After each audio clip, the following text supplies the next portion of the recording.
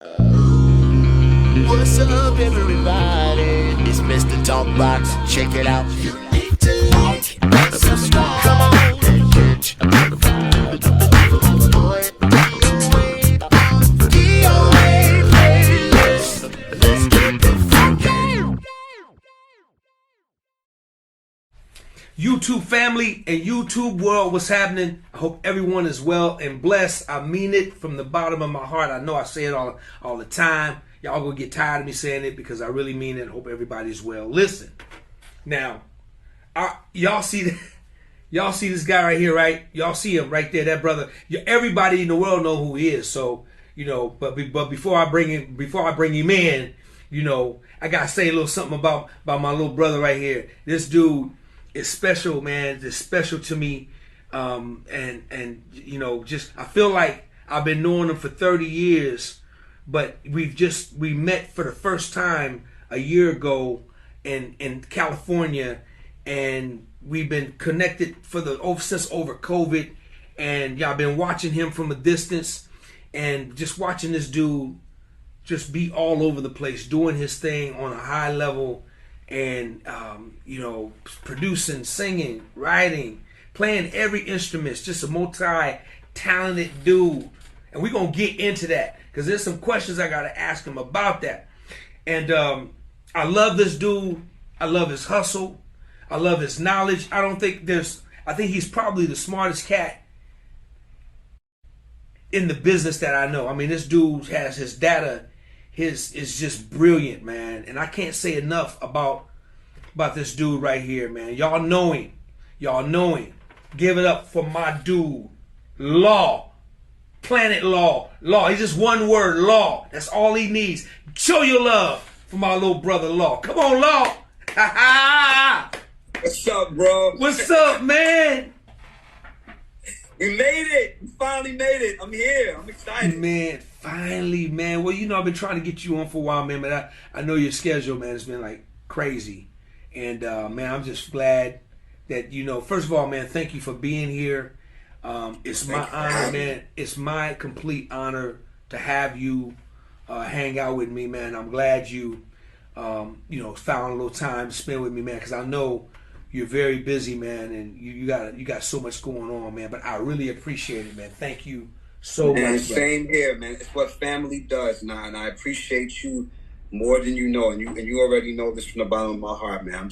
I'm happy to be in this space with you, like we've been for a minute, and just even in that place. It's always a movie when we get together, man. Right on, man. The way it should be. Right on, man. So, man, let's get into this thing, man, because I can't wait, man. Law, first of all, man.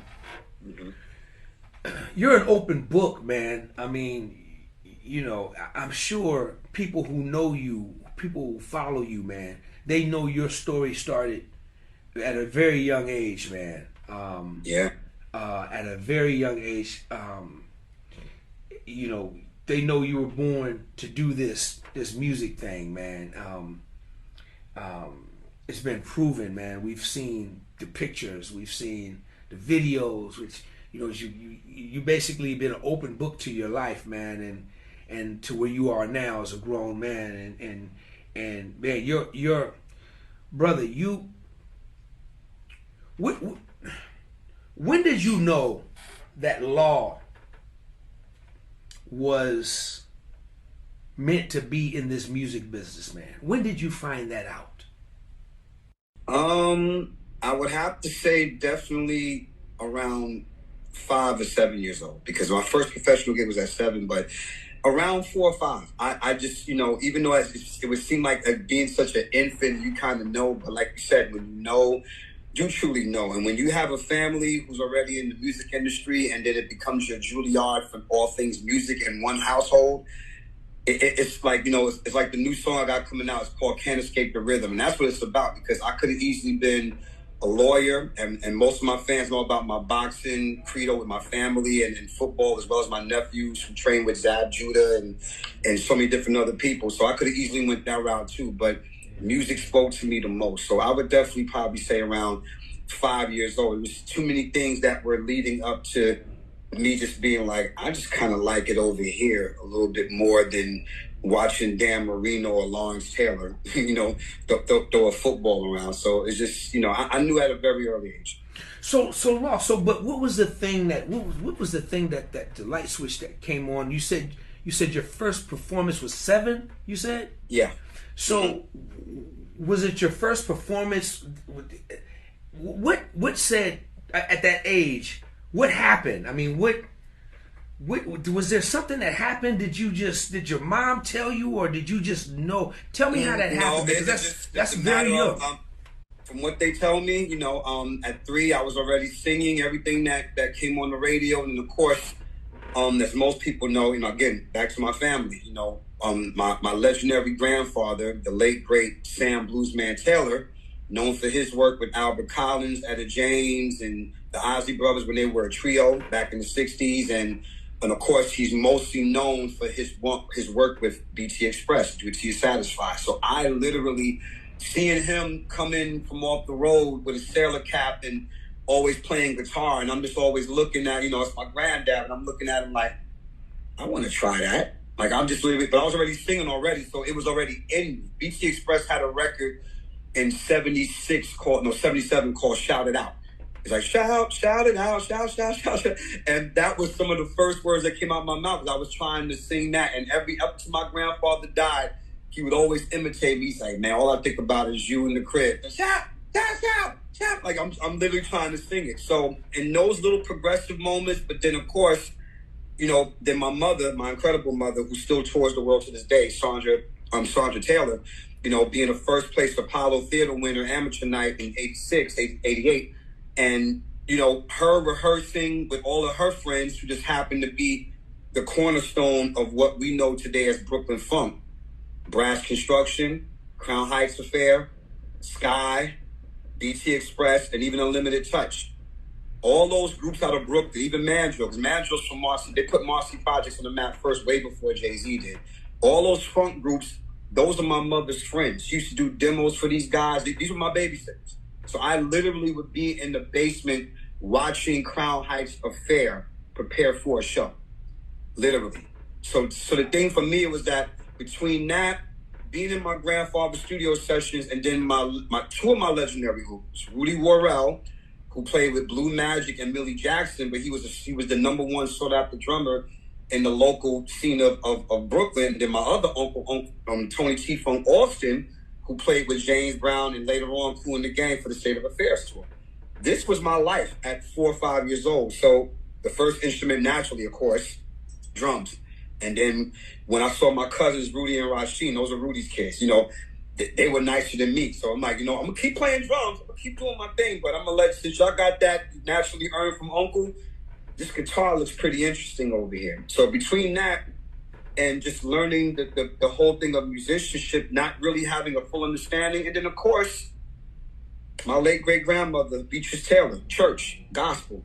I'm Baptist Pentecostal, so we had it on Sundays. So there was pretty much the singing in church on Sunday. Throughout the week was nothing but secular music. And unlike most people that grew up in the church, secular music was allowed in our home. So we listened to everything pretty much in that. So it just took a hold of me. So in between all that, right around the time when I turned 5, I just was very confident. And of course, my uncle Bobby, who was my main teacher, Bobby Taylor, he took me under his wing directly and said, I'm a train Lawrence. He really wants it. Like, it would be, remember that scene in the Jacksons movie where when Joseph is working with his band and they're not getting it right, he said, my kids can do it better than you. Matter of fact, I'm gonna get that was my uncle. My uncle literally would be waking me up. This is school night. My uncle and them were coming from getting high or whatever, but they were part of a singing group. And my uncle had the deadliest falsetto in Brooklyn at that time. He's like another Bobby DeBarge. Like, he had this whole thing. And he's like, no, Willie, you ain't singing that right. No, let me get Lawrence, man. He know what to do. And it would be the part from Always and Forever. The middle part that Johnny always does when he goes up to the thing. And I was already singing it because my uncle would always have me singing parts, but I would always be singing it on my own when he's not around. So at that time, I would sing that part, and all his boys would be like, yo, Bob, Lawrence got it, man. He's always, every time I see him, he's always next to the speaker. I mean, he'll go outside for a while and play Coco Levy on ride a bike, but he's just in it. And of course, around that time, that's when I discovered the Jacksons. So of course, I had my eye on everybody. Jermaine's the reason why I picked up the bass to begin with, but my eye was on Michael and Marlon. So seeing them perform and seeing that whole thing, I'm like, I could do that too. So, name a single Michael didn't influence. Think about it. Every young black kid, every young Hispanic kid, even every young white kid, he just mesmerized you. He just caught that thing. So I knew I could sing already, but now it's like dance too. And of course, it came naturally. So this is all in between the ages of 3 and 7 years old, where I'm encompassing all these different things in my family, all the influences. My older sister dated nothing but West Indian men, so that's how reggae music came into my life. Plus, she was the only black girl in an all-valley white school when we lived in California. So, of course, New Wave, Devo, B-52s, the Go-Go's, I was taking all that in. Like, well, that's rock and roll, okay? This is me as a kid just being, all over the place. So this is how I know. Long story short, that's how by that time, my mind was already made up. I was already like, this is what I was born to do, because nothing just gives me, like I said, I love playing football, I love boxing, I love running track and having fun with my friends. And of course, everybody knows I'm a video game head, but nothing beat me sitting in my room and having a guitar and a bass next to me and having a mother who provided anything I pretty much wanted because she knew how serious I was. So I was ready to join the act. So Wow, I get it. Makes sense. That's good, man. That's good. You had a lot of seeds sown into you at such an early age, man. So it was no doubt about, what your destiny was going to be. Let me ask you this, man. How many different instruments do you play? Okay, question of the day. Guitar, bass, drums, keyboards. I also play xylophone. I play harmonica. I play a little bit of the violin. Actually, my daughter, my twin daughters, China and India, actually took up. They got more serious with it than I did, and they discovered teenage boys, and that changed everything. But you know how that goes. But just more so, those are the instruments that I play, and those days I play everything except for horns, basically. Anything I can kind of get tangible within that frame of mind. But it's pretty much the main 6 to 7 that I play.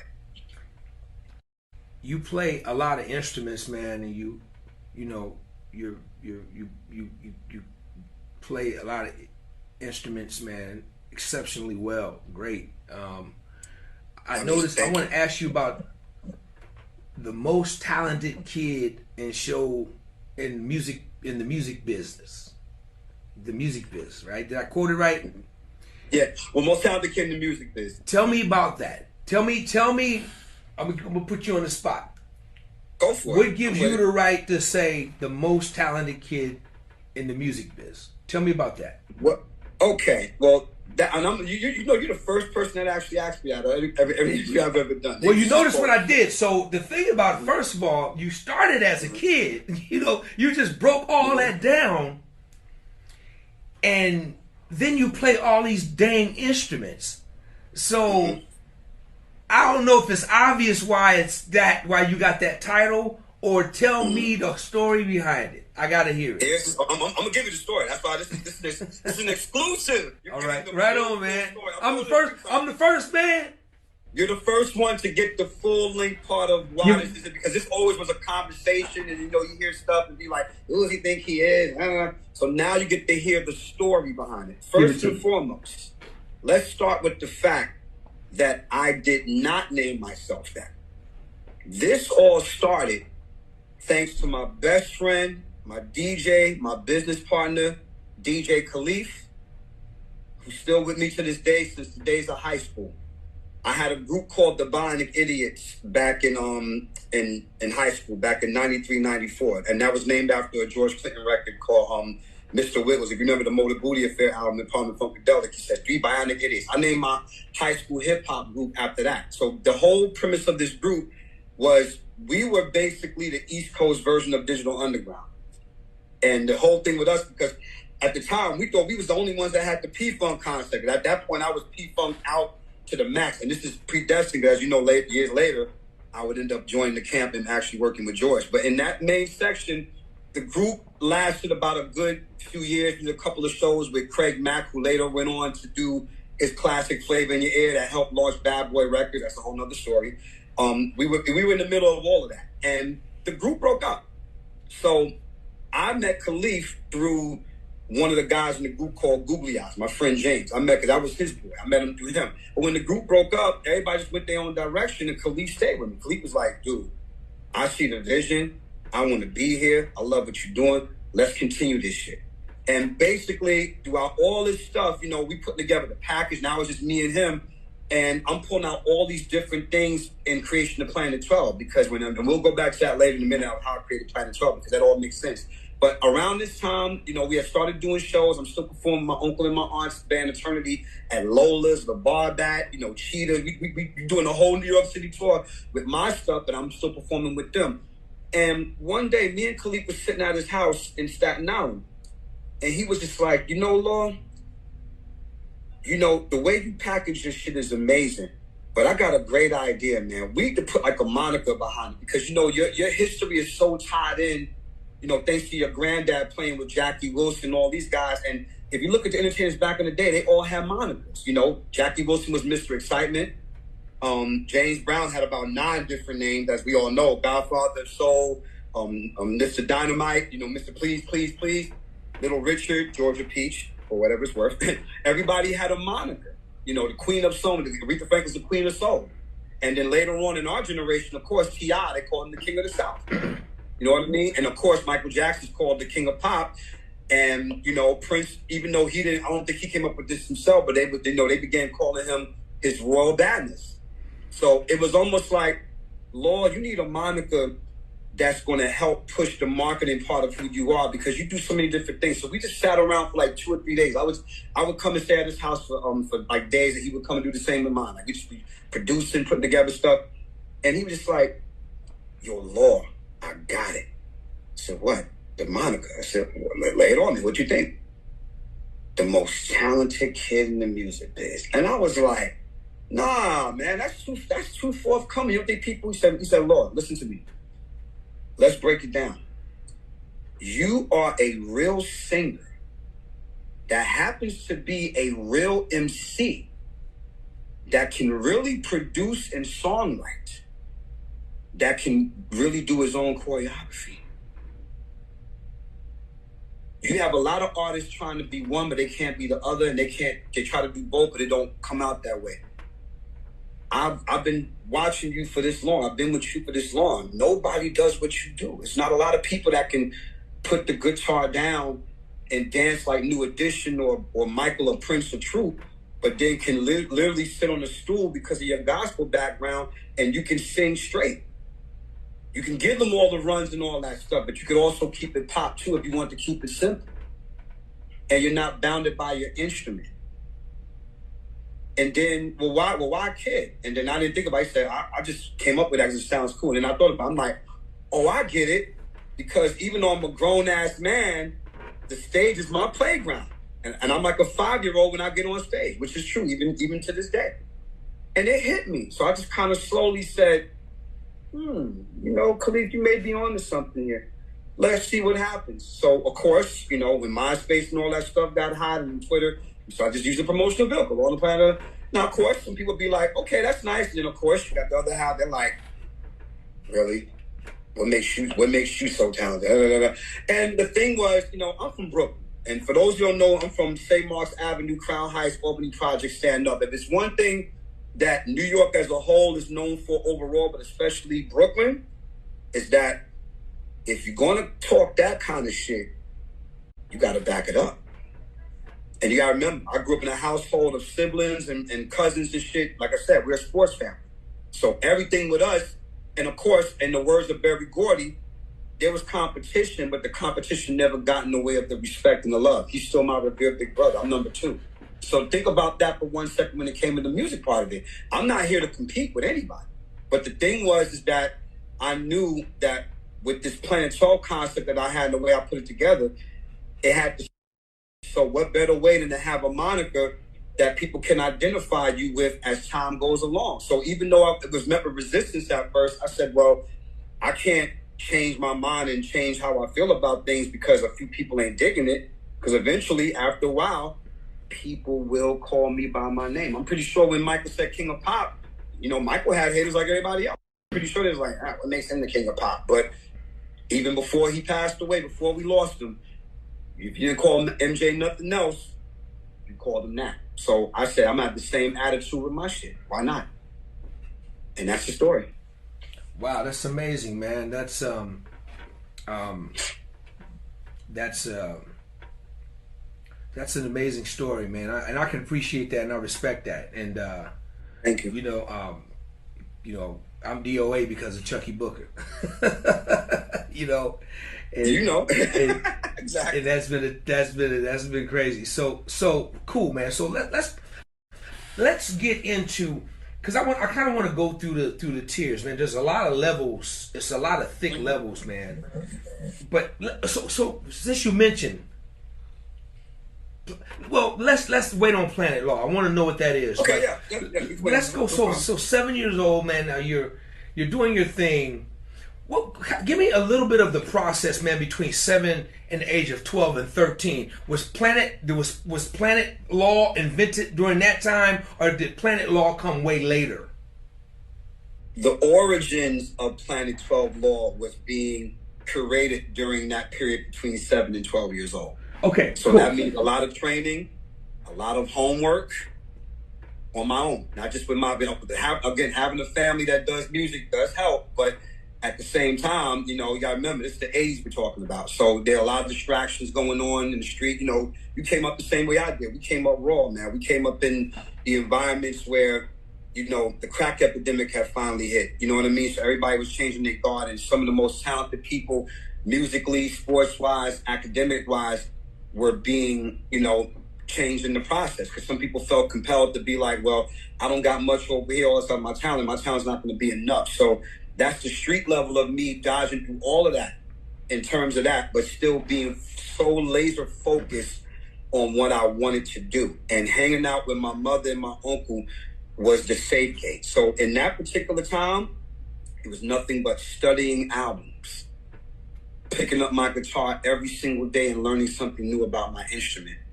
Training my harmony, even though I had it naturally, because of course, you know, the family sings in church. We all sing together. So harmony was natural, but I still wanted to have a deeper understanding beyond church. Because church is natural progression, because it is spiritual.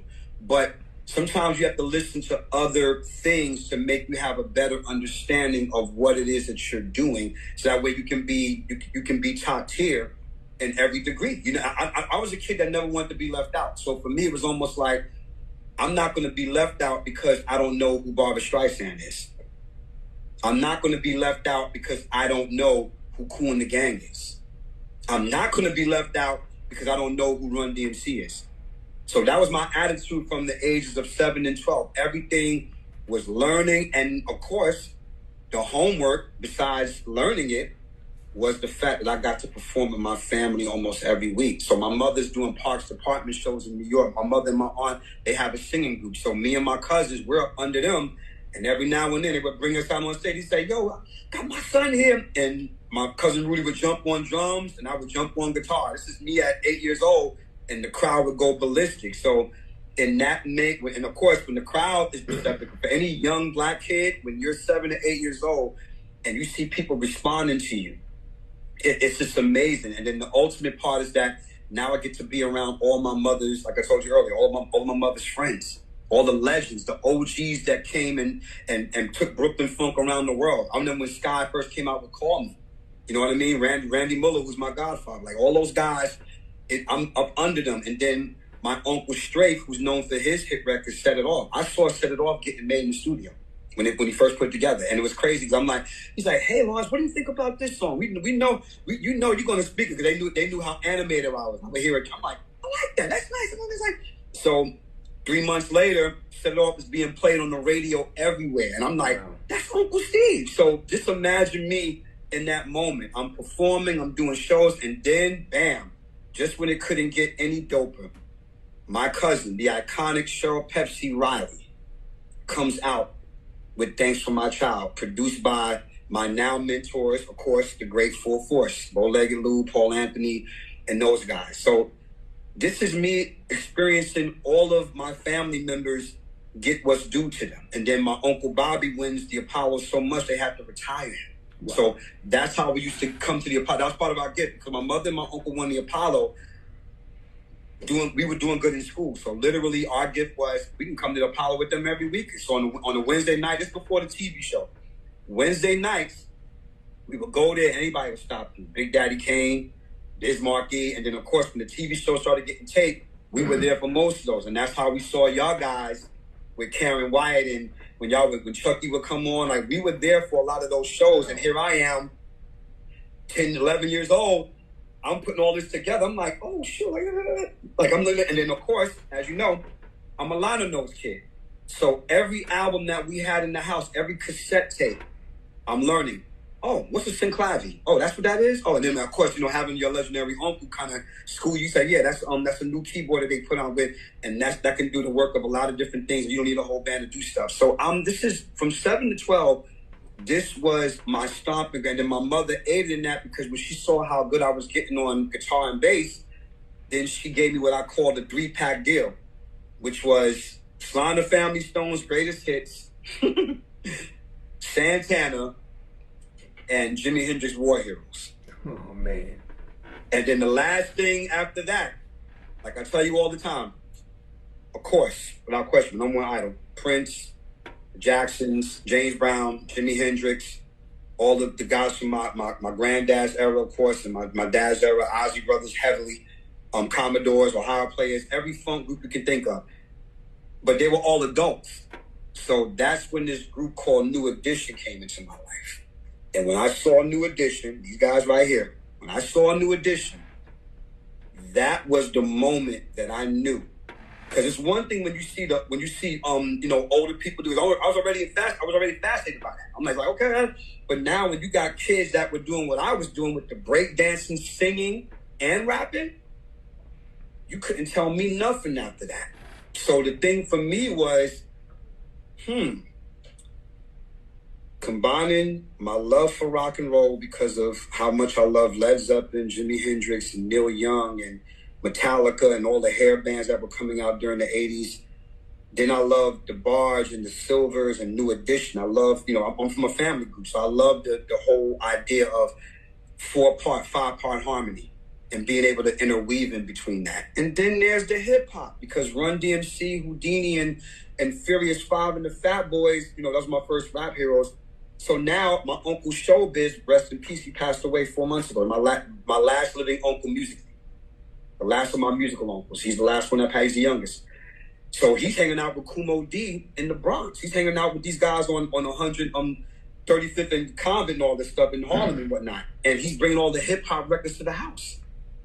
So now I'm singing, rapping, playing. I'm doing all this stuff in between.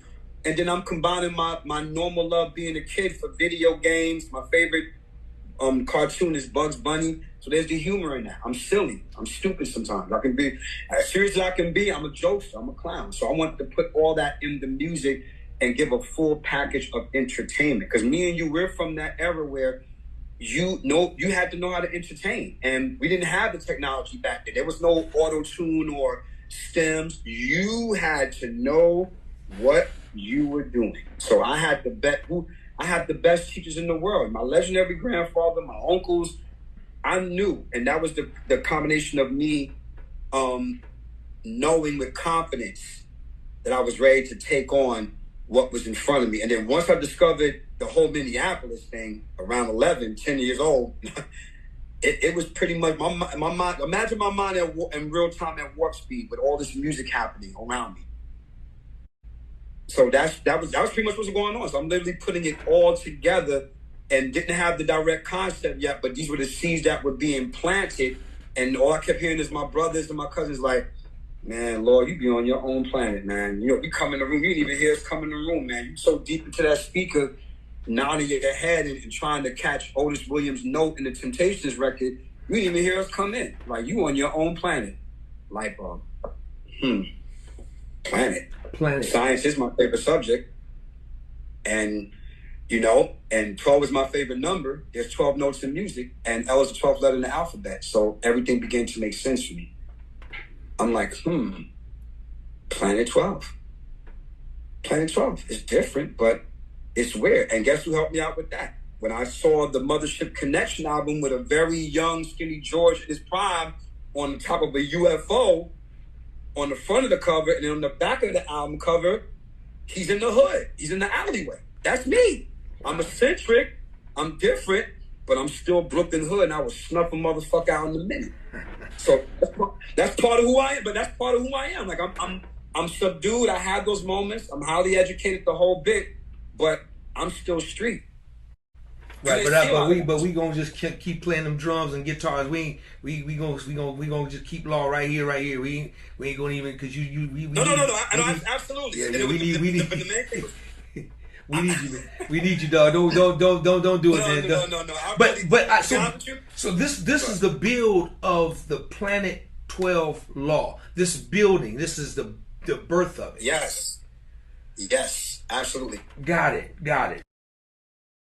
What was the first deal you got? What was the deal? The first. Oh, okay.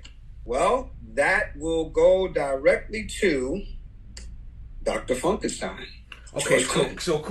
So let's get into that. So this is when you meet just the funkiest dude that ever walked the planet, right?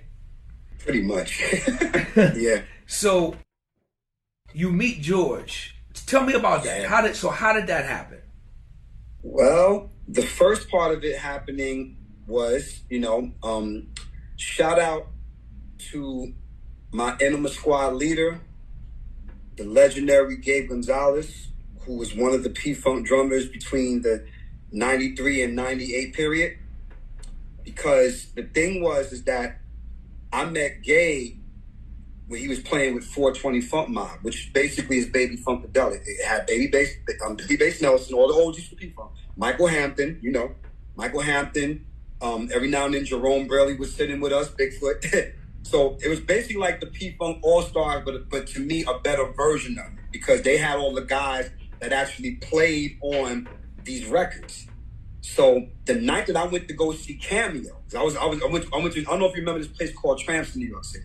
Tramps was the hot spot where all of the legendary funk acts that used to play the stadiums and stuff, but now they were kind of downsized a little bit now. They weren't hot. I hate using that word. They weren't hot, but they were pretty much iconic and just doing theaters and the rounds and stuff.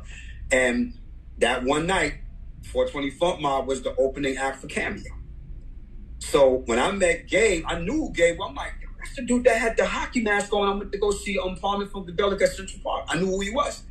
And our connection was there. So I had my demo on me, and I just gave it to him because I figured he would be the one that would get me closer to meeting George, because I had met George a few times, but every time I met him, it was always people coming in, hey, yo, George, you want to smoke? You want to... And it's like, I can't get a real... I wanted George to know how much he meant to me, because besides George Martin and my godfather, Randy Miller, and my other musical godfather, Kashif, besides those three, George is the reason why I wanted to become a producer, in addition to all my talents. Because I had every P-Funk album you can think of. That's all my uncle listened to. So I'm literally trying to understand that how did he orchestrate all this shit in the midst of Parliament being different from Funkadelic being different from Bruce's Rubber Band, you know the scenario. I'm trying to figure all this out. So literally, Gabe was my gateway. So Gabe loved my talent and started using songs off my demo. And I started, every time they would come to New York, he had a band called Enema Squad. So one night, they went to Tramps, they on stage, I went to go see him. So Gabe starts playing this song, which is one of my songs. When I say time to get, y'all say stupid. Now, mind you, as I said earlier, I'm a Brooklyn dude. Biting is, yeah. So I was fuming. I'm like, did this nigga just bite my shit? I'm like, what the? And then all of a sudden, I'm steaming mad. Like I'm like, yo, we're gonna have some words after the show. Something gonna happen. And then on the microphone, he says, y'all wanna bring my boy Law up here from Brooklyn? And my whole face just changed. I'm like, oh, okay, showing me love. I'm like, okay.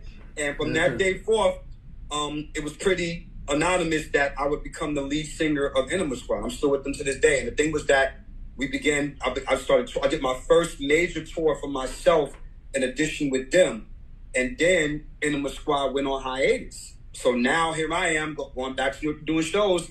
Ran to a friend of mine named Sarah Traeger, who knew one of the members of Palm and Funkadelic, and she says, she's a hippie girl. She was like, "Law, you need to change your energy. You know how hippies do. Come, you ever been to Atlanta before?" I said, "No, I never have. I got cousins out there." It's like, "Come to Atlanta with me." I'm like, and I went. I literally went to Atlanta, and I'm in the studio working on my own stuff. 2 days in a row. And the first day, I'm like, "I got some stuff done." We were so right about changing my energy. She said, "Oh, you ain't seen nothing yet." I'm like, "Okay, I didn't say nothing." I'm working. Next day, I'm rocking out. It's the third hour in. Something in my spirit just says, "Lord, turn around." Okay. I turn around, and there's George in the doorway going like this. I'm like, so imagine my face at that moment. My hero, my muse, my idol is bobbing his head in the hallway to my shit.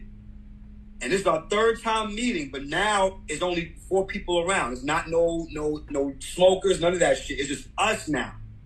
So long story short, his session was next. So I hung out. We finally had a chance. We talked for like damn near 2 hours. He got to work. I ended up playing guitar on the song. And he's like, "Damn, boy. Damn." I'm like, "Oh, wow, that just means the world to me." So I was happy with just that. Literally, session was over, 11 o'clock. Sarah drops me back at the house. Sarah takes George back to his hotel. The very next morning, she wakes me up. She says, "Hey, Lord, what time was your flight supposed to be later on?" I said, "I think around 4. She said, "Cancel it." I'm like, "Why would I do that? I got to get back home. I let George hear your demo last night." And he flipped. He wants you to come and stay with him in Tallahassee, Florida right away. Matter of fact, go meet up with his son, LaShawn. And the rest was history. I lived with George for 3 months in the studio. He would go back and forth. He was still doing shows. And George gave me my first major industry check as a producer. Wow. $6,000. That's the most money I ever made producing music. Up until that time, I was just doing my own stuff. Not putting it out there yet. We didn't have TuneCore and all that stuff at that particular time. So it was just more so just me packaging it, put the CD, give it to somebody, hopefully they like it, we'll get a deal. No, I got paid $6,000 in my hand by the man who influenced me to become a producer besides my normal OGs and uncles. Wow. And the rest is history. I became the lead singer of 420 Funk Mob, which I'm still am to this day. And I'm still with Enema Squad to this day as well. So There you go. That's awesome, man. That's awesome, man. And over 30 plus years later, the relationship is still there. Right? Solid. That's awesome, man. That's awesome. That's a great part. That's a great part of the story. Yes. Then I gotta ask you this: what came first, man? Did the corporate gigs come first, or did Amy come first? The corporate gigs came first. Okay, cool. So let's just touch a little bit on it. Let's just talk about that, and because I know, I do know, man, that you run the tables when it comes to that, man. I mean, that's like you're king of that thing, man. So how did that develop? How did that evolve? Well, as most people may know, and it's not just New York; it's everywhere. They come in the form of what we call wedding bands. Now, keep in mind, as I tell you this story, what people got to understand is that there came a time period, and you probably may know this as well, right around, I would say, mid-90s going into 2000s, because what we know as a wedding band, they're usually pretty dry, or they do, their job is to do generic versions of classic hit records that we all know and love. Now I'm saying it stereotype-wise on purpose to set up the story so you can have an idea of why I became who I became in that universe. Because the thing is that a lot of times they used to deem the wedding thing like it wasn't cool. Like if you was a musician that was doing weddings, you failed, which was bullshit, of course. But the thing is that they try to make it seem like, oh, you're doing weddings now, so I guess your career never took off. But see, that's because the facade wasn't being taught about the industry at that time. As we see, we know the game because we've been in it. But the thing is that a lot of the people who are on the outside, they still, and even some people to this day, they still have this mirrored image that if you're on television or if you have a hit record, you're rich, you've made it. I'm like, that's not the case. Y'all really don't know.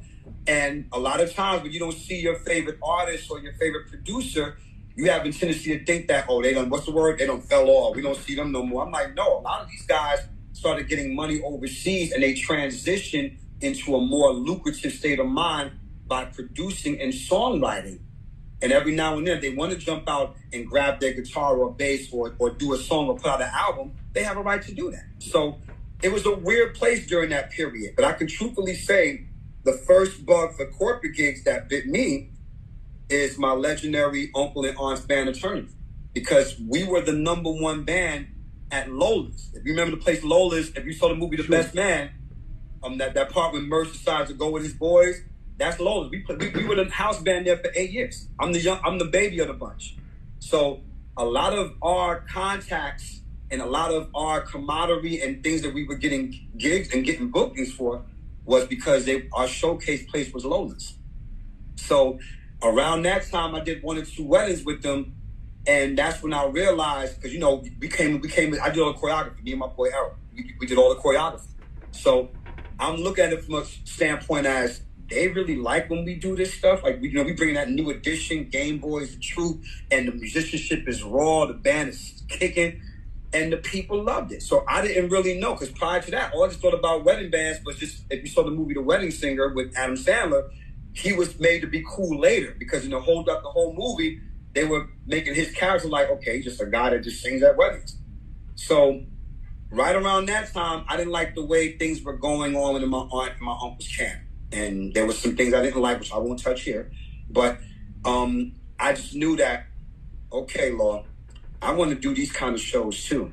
But I want to be myself. I mean, I don't mind wearing the suit, because I look good in the suit. So I don't mind wearing the Stacey Adams and the shit. But my thing is, I got to add some flavor in there, because I'm hip hop. I represent hip hop too. I represent the funk, rock, and R&B, and the soul and the gospel, but I'm hip hop as well. And at that time, when I came into the building for the New York corporate scene, there was none of that. So thank God for Mary Ann Bennett, who is still my agent to this day. Shout out to Element Music. They believed in me. We were part of a company called Starlight Orchestra. Shout out to Valerie Romanoff. These were 2 white women. Yes, I'm going to say it, 2 white women that believed in my vision and what I was doing. And my boy Mike at the time, he was just like, yo, Law, man, I don't like the way you're being treated in this band. So here a girl named Karen Cole is going to call you, because you need to take our influence to some of these other places, man, because they're not going to, your aunt's not going to let us do it. So you go ahead and you do it. And boy, when I got that call, I'll never forget it. Karen Cole called me. She's like, yeah, you were highly recommended by Mike. I'm like, yeah, those are my guys. So just come and do the show. So literally I came, they turned around to me. So I'm just looking, I'm kind of seeing how they doing this thing, doing Motown. Do you know Brick House? I'm like, of course. I did Brick House. You know Disco Inferno? Of course, one of my favorite songs to sing. And then I did a couple of splits, some windmills, you know how I do, and showed my range. Next thing you know, I'm getting 2 more calls now, before I eventually landed with Mary Ann Bennett, who looked in my eyes and told me, and I want people to hear this part. This is where it gets deep. So after I did the 3rd show, which was my first time meeting Mary Ann said, hey, Law, can I talk to you after the show? I said, sure. So she said, hey, Law, I just want to tell you something. You are exactly what this particular industry has been looking for. Now, keep in mind, a part of me felt her, but then there's that other part of me that's like, you said to everybody. You know why? Because look at what I've been through already with trying to get signed. So, and I had been met with so much jealousy and hate. That's a whole other conversation, but just more so because of my talents and who I was. And they didn't want to hire the guy that can do that, because they were afraid that if they couldn't rap, they wouldn't do that. But if the person couldn't sing and they had someone like me cover it, they're like, okay, well, we'd rather use him because, this other guy, he's cheaper, and plus Law will probably take the spotlight from us. And I'm not even here to take no spotlight. I'm just here to perform and do my job. So when she said that to me, I'm like, I've heard it all before. I'm like, sounds good. She said, well, listen to me. I'm telling you, and this is my promise. If you join this particular band with me, we're going to change this game, this whole wedding industry in New York City, because you got exactly what we've been looking for, someone who can sing, rap. And at the time, she didn't even know I played at the time. She learned that 4 gigs later. And then somebody told her, it's like, what? Lord plays 7 different instruments. And there was up until then, it was a myth to everybody that didn't see it. And then one night, the drummer caught a cramp. So I stepped in, and when she saw that, that's when she gave me probably the greatest deal for any wedding singer at that particular time. So long story short, the wedding game on the corporate level became great for me because I'm a pioneer. I brought the hip hop, I brought the funk, I brought the steps. They were doing the same old steps when I came in. Me and my boy Errol, we came with that new edition, that Troop, the Temptations. We did Rain, we did the Whispers. We just come in with that whole thing. It's like, if we're gonna do a show, it don't gotta be this typical wedding bullshit. Let's do what we've been doing. It's called rugged sophistication. Why? Because we smooth enough for the ladies, but we still aggressive, and the fellas like when we aggressive. Because we street. Not niggerish, but just street in the terms of we come in with that fire. We're not coming here to be smooth. The only time we're gonna be smooth is when we singing a ballad or we sitting on stools. And no one was doing that until I came along. Wow. And brought all that.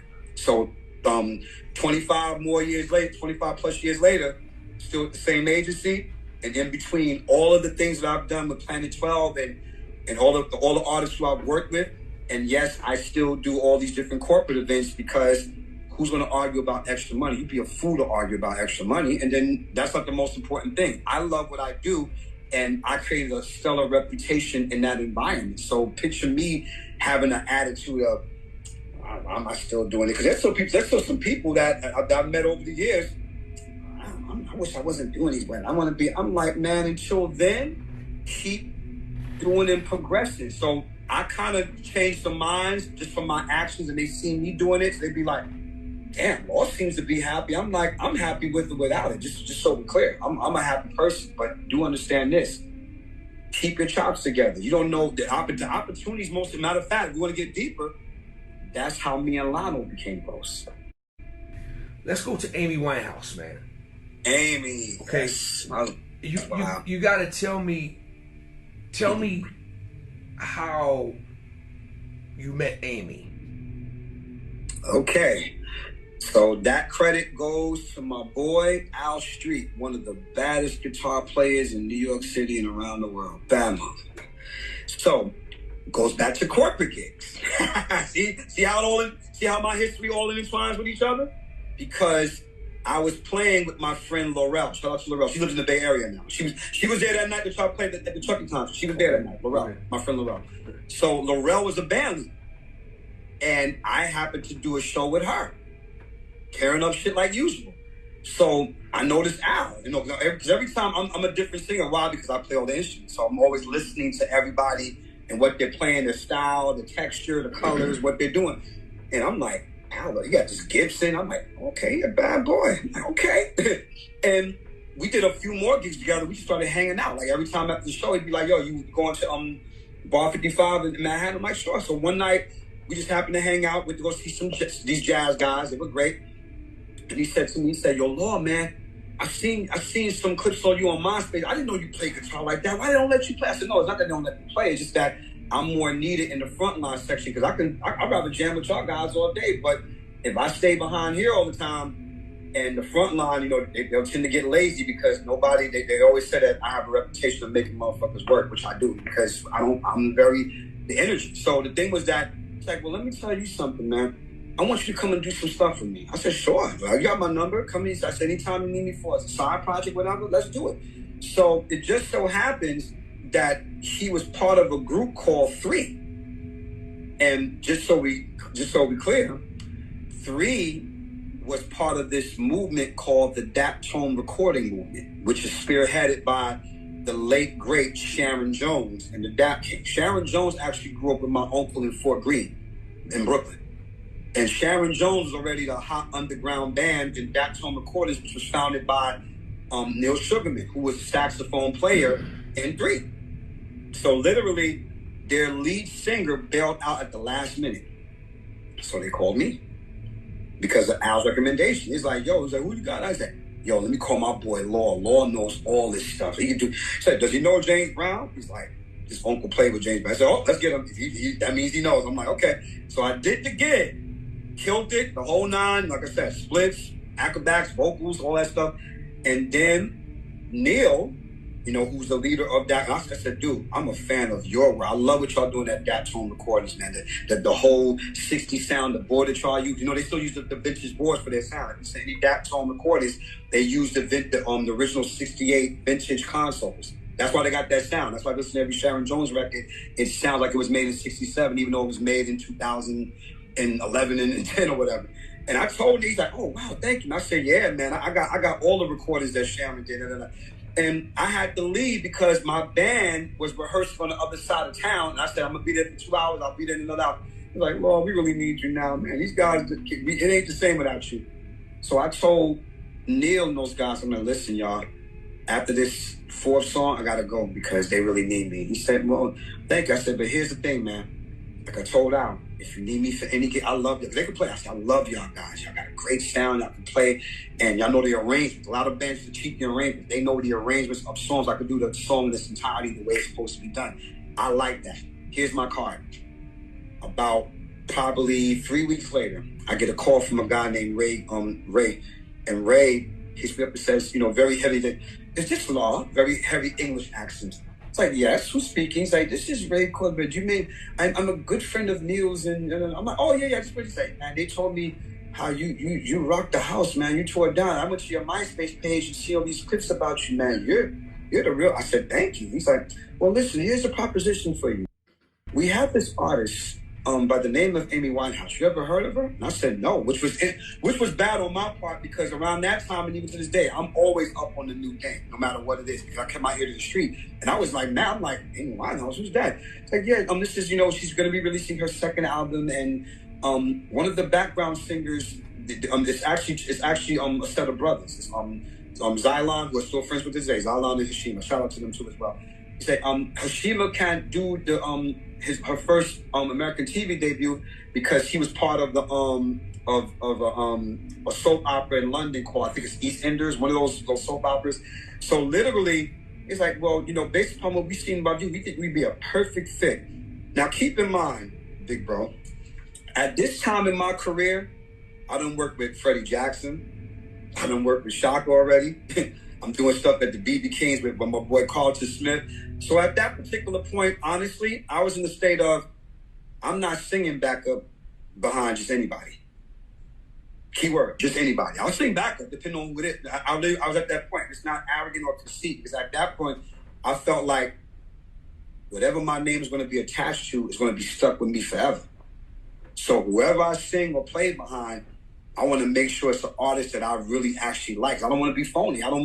At that particular point, I'm making money doing corporate gigs now, so money's not the issue anymore. So it's not even about the money. It's really more so about building the resume until it becomes platinum. And the thing was that I'm like, okay, so I made up a lie. I ain't gonna lie. I made up a lie. I said, well, listen, let me check my schedule, my calendar, and I'll get back to you. The only thing I had on my calendar was the wedding gigs and a couple other gigs I had in between the Doof Plan Trump. That's all I had. I had nothing else during that particular period. So I got on the internet. And I typed in Amy Winehouse. Because I wanted to see, I never saw her, I never heard of her before. And the first thing that came up was a song called Fuck Me Pumps. And it's not what you think. Everybody hear the top like, oh, I'm like, no.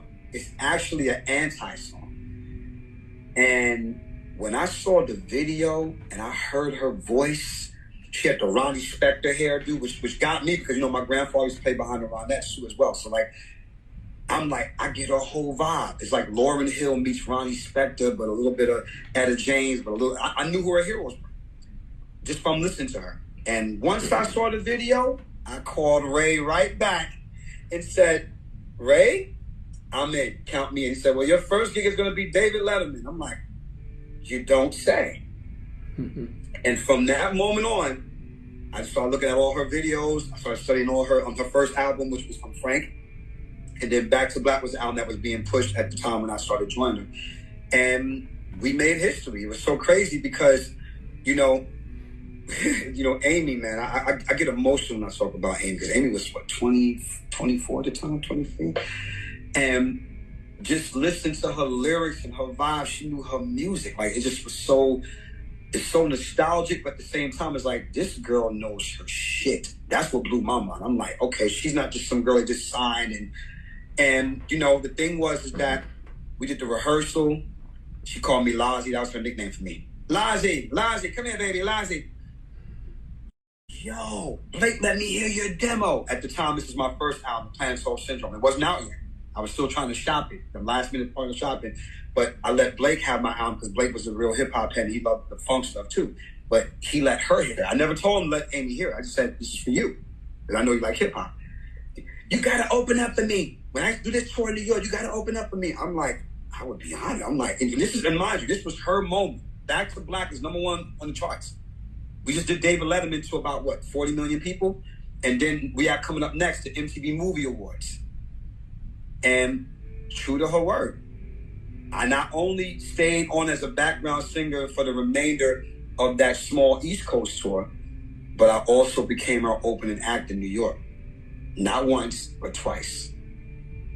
And the rest is history. I mean, it's still, to this day, I mean, she would have been 40 last week. And, you know, my homegirl, Irene Blackman, who's the daughter of the legendary Don Blackman, you know, she did an awesome Amy Winehouse tribute and brought me up on stage, and I was fighting back tears, man, because she did such an amazing job. The band was on point, and all I just kept thinking about was, you're still here. You know, even though you're not physically here, but you're still here in the midst of that, because she took a chance, just like George, just like Morris Day.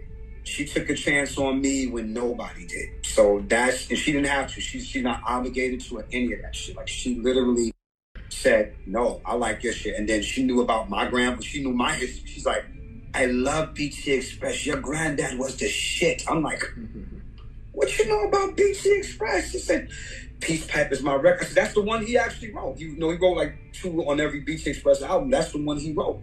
And that was our friendship for a period of time until she got deported, of course. And then I wouldn't see her again physically, but I would speak to her like every other 3 or 4 weeks on the phone. I spoke to her 2 weeks before she passed away.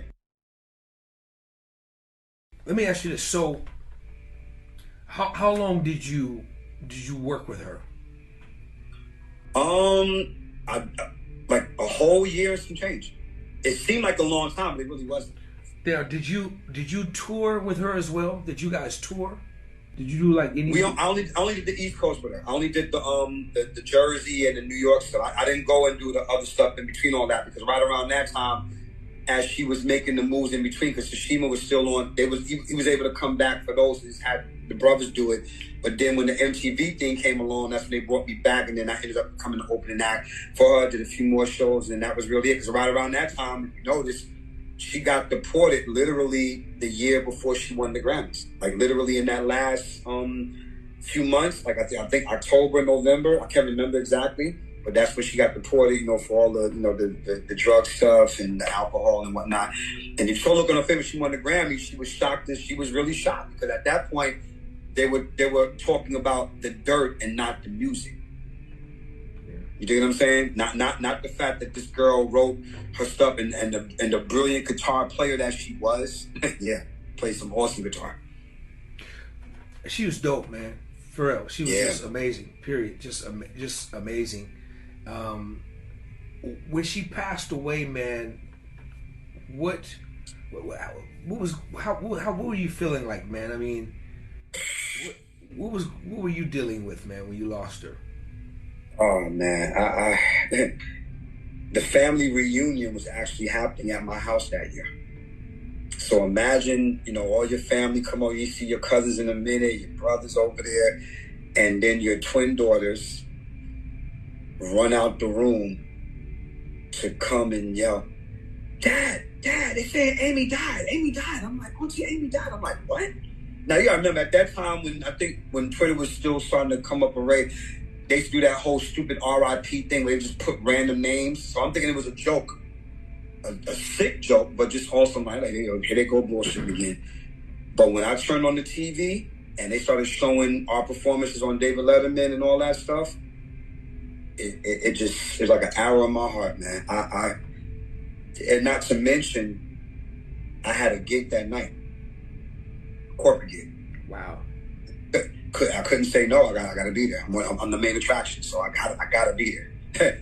And literally, you know, everybody knew because they all came and they just was, you know, I'm like, if we can avoid it, you know, try to, you know, don't do Valerie, don't do rehab, because I'm just going to start.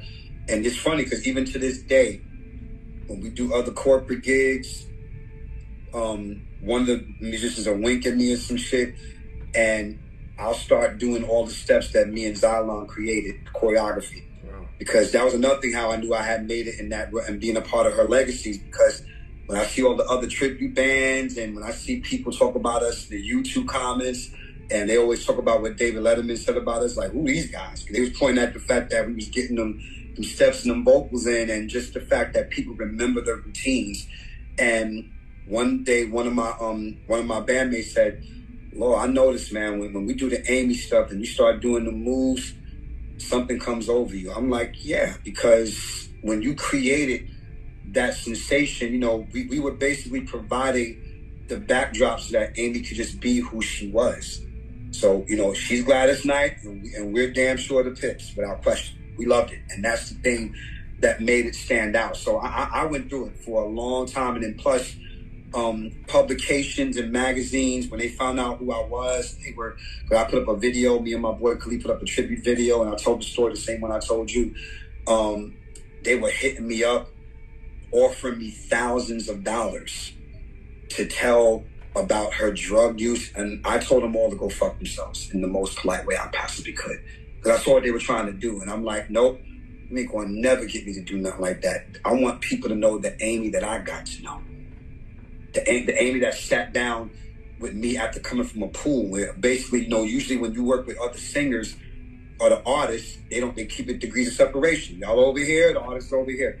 She didn't do that. Every time she went to an event, come on, Lassie, come with us. Come with us. We in California.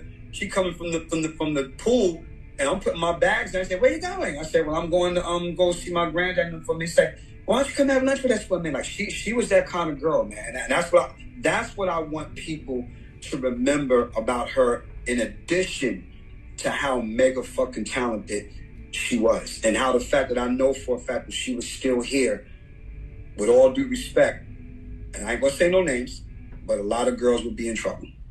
Simply because when you have your finger on the pulse and that connecting line, I mean, my grandfather got a chance to get into her before he passed away. He loved her. My granddad, no, he's been around. She got that Etta shit. I said, yeah, I knew. I said, you would know. He played with me. Got that Etta vibe.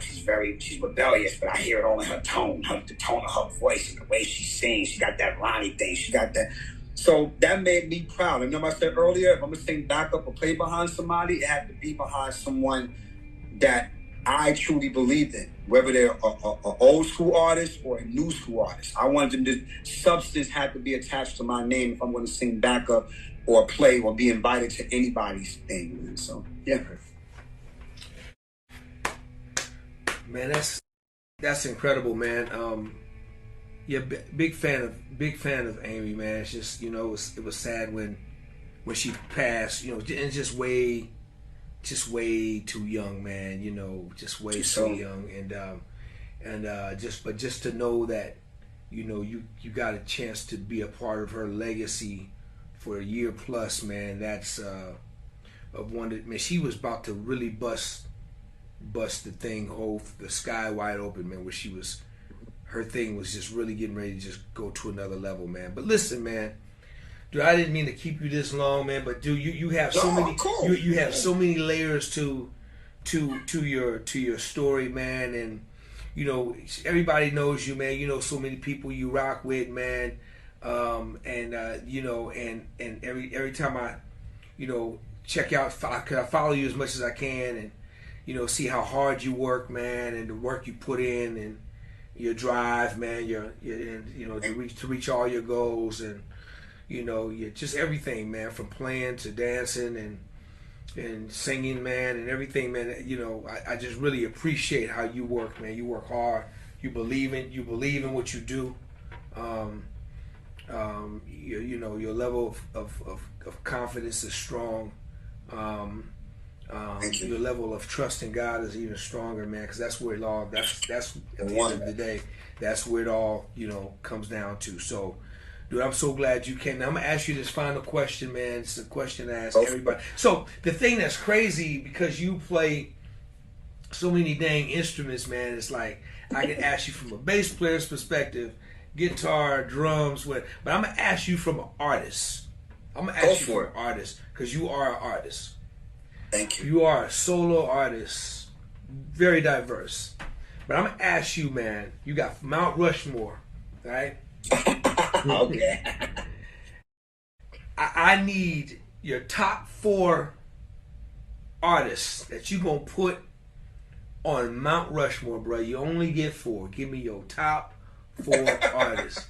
And this is all encompassing artists. It doesn't matter what genre or any of that. Don't matter what genre. It's whatever you give me, man. But you only get 4, dude. 4. Only get okay. 4. Well, I'll make it easy. Prince, definitely. Stevie Wonder. Jimi Hendrix. And New Edition. Wow. Well, see, I didn't ask for groups. See, I didn't ask for groups, but we're gonna let New Edition, because the New Edition is probably, you know, they deserve to be on anything that has to do with a thing, artists. And you know what, man? I'm gonna officially make you like Billy Preston, right? He was officially the 5th member of the Beatles, right? Am I correct? I'm officially make you the 7th member of New Edition, Doc. Because you sound like Donnie Wahlberg now. I'm gonna make you the 7th member, because I believe if something ever happens, man, they're gonna be ringing your phone, dude. You know, to come in and fill whatever position, man. So, this is Big Bruh talking. I'm officially make you the 7th member. That's an honor, man. You sound like Donnie Wahlberg now. Donnie always says that. And then Biff says it too sometimes as well. He's like, well, Lord will easily. And then Brooke gave me that cosign too. So now if Brooke says it, you know it's. Oh, if Brooke says it, then you know that's a whole nother thing, man. That's a whole nother thing. That's a whole nother thing, man. Hey, man, listen. Go ahead, brother. Go ahead. I only put that together because if you had to synonymize the equal parts of who I am as an artist and then as a musician, because just the encompassing part of all of that. It's so, like you said, so many layers to me. So the thing is that I have to often remind myself sometimes when I get into these spaces of music, whether I'm doing funk or rock and roll or pop or any of that stuff, I'm really in a zone of thinking like, well, damn, man, Lord, you love Neil Young as much as you do Bob Dylan. And then funk is like, yeah, but you love Sly like you love Earth, Wind, and Fire. So it's almost like even that. And then shifting it towards you and Chucky and Bobby and John Paris and Eddie M, the squad, because like I told y'all guys before when I had you on my show, and in general, y'all are included in all that too, because you got to remember all the studying that I was doing from the liner notes and then watching y'all perform it and having an understanding of production and writing, especially from you and Chucky, because learning what it takes to write a record, not a hit record, because the thing is that you can feel when something is a hit, but you're not necessarily writing or producing to make a hit. You're doing what feels good. And the thing is that y'all have always been the example of that. That's the reason why when any of y'all guys' names are mentioned, even with Kipper, shout out to Kipper Jones, with Kipper, when your names are mentioned, I mean, you've seen, I go crazy every time your name come up. I'm like, that's like, don't, because not just because we're family now and that we're embedded. So as much as getting that co-sign from Lionel Richie and Dionne Warwick and Jeffrey Osborne and everybody else who I worked with, it really meant the world to me getting that validation from you, from Chucky, from Kipper, from Eddie M, to the point where Eddie M has done 3 shows with me already. Eddie could have easily stayed where he was and didn't even have to come up and show up and play Jelly Bean Johnson, Jimmy Jen, getting the accolades from the people who I studied the most. I mean, Karen. I mean, I told you what Karen said to me. Right. Karen White said, "You inspire me." And I'm like, "But woman, you don't understand. I was 9 years old. Me and my mother would sit together and wait for Arsenio Hall to come on to watch y'all. Wow. Because my mother was in the camera too. So the thing is just that, but here I am studying. I'm like, damn, she can go too. And I'm just like, just look at the whole thing. But at the same time, look at the musicians. They're dancing while they're playing. I'm like, if they in the time can do it, I can do it too. So that really, because I knew at some point, and look how God works. I knew one day, I said, I just want to, the Bible says, study to show thyself approved. Because I knew at some point, I'm going to meet my heroes. I'm going to meet Chucky one day. I'm going to work with DOA one day. This is me at 15 years old. I meant to tell you that too. And I'm not just saying that because I'm on the show. I'm saying that because I said that to you when you was on my show. I said the same thing, And the thing for me was that that's the platinum and the Grammy to me until I actually get one when it'll be on my own merit. Because for me, I have the respect and the validation of the men and women who raised me in this biz way before we even became personal friends. So that to me is worth more than anything because that forever keeps you working. And yeah, people are paying attention because as we all know, the boys don't promote no bullshit. So that's the whole point. So that's why even in making a market, when I said, yeah, I can say that because think about my position for 1 minute and think about how far I've came and where I've come from. Then you'll understand why I celebrate y'all guys and all my other heroes who I worked with. Just to be, I hung out with Stevie Wonder for 5 hours in Beverly Hills last year. Me and Dionne Warwick sat down and had Gray's Papaya at the Marriott Theater.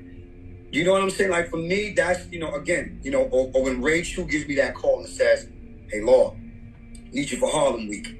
It's Ray Chu. That you see how I'm looking at it. I'm like, Ray could have called anybody. Right. But that's just the best feeling in the world. For me, it's just the best feeling in the world to have that validation on my artistry, my musicianship, and just my overall thing of how I try to keep this real music thing alive that y'all guys helped to build and create. I'm just carrying tradition.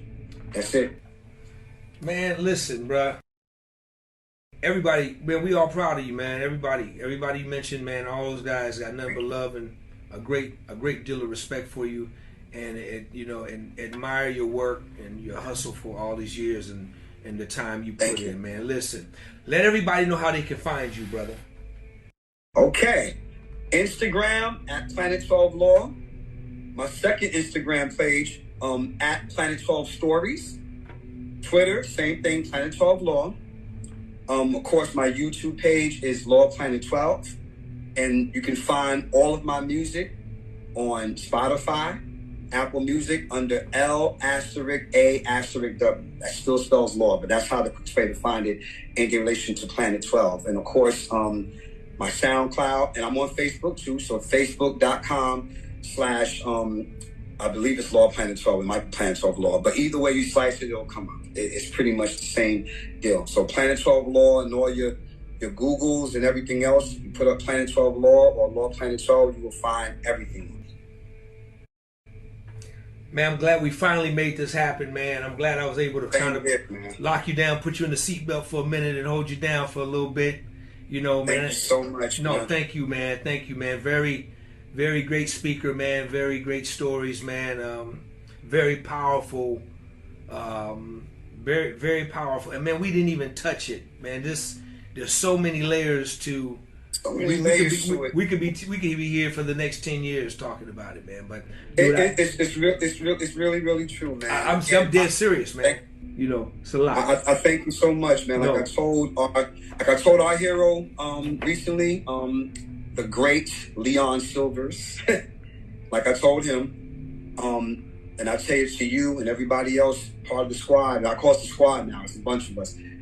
There is no me without you. And, the thing is, in every relation to who I am and what I continue to aim to be, it's like when people be like, you're so surprised that John Patitucci and Leon Silvers love the way you play bass. I said, yeah, because guess what? That's the level I'm still trying to get to.